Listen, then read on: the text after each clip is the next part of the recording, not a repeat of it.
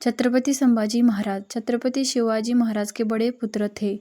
उनका जन्म 14 मई 1657 को पुरंदर के किले में हुआ था।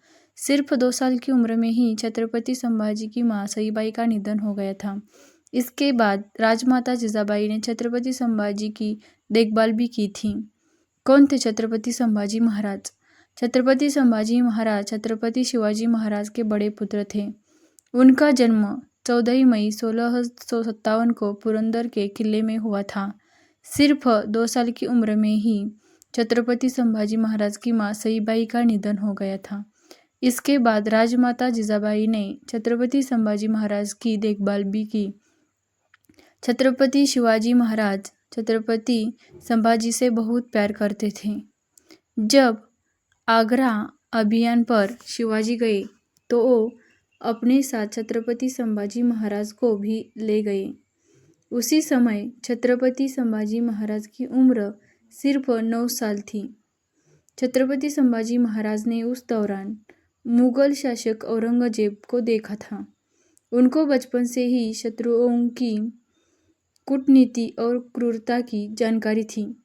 छत्रपति संभाजी महाराज की शादी जूबाई से हुई थी। शादी के बाद जूबाई ने अपना नाम येसुबाई रख लिया।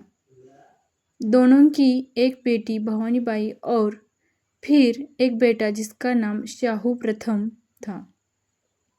शाहू प्रथम मराठा साम्राज्य के छत्रपति बने। साल 1680 में छत्रपति शिवाजी महाराज का निधन हो गया। इसके बाद छत्रपति संभाजी महाराज मराठा साम्राज्य के दूसरे छत्रपति बने। उन्होंने अपनी वीरता और देशभक्ति से एक पहचान हासिल की। भारत में उस समय छत्रपति संभाजी महाराज जैसा कोई योद्धा नहीं था। संभाजी महाराज ने बहुत कम समय में अपने पराक्रम के बल पर मराठा साम्राज्य का विस्तार और बचाव किया। उन्होंने अकेले ही मुगल साम्राज्य का मुकाबला किया।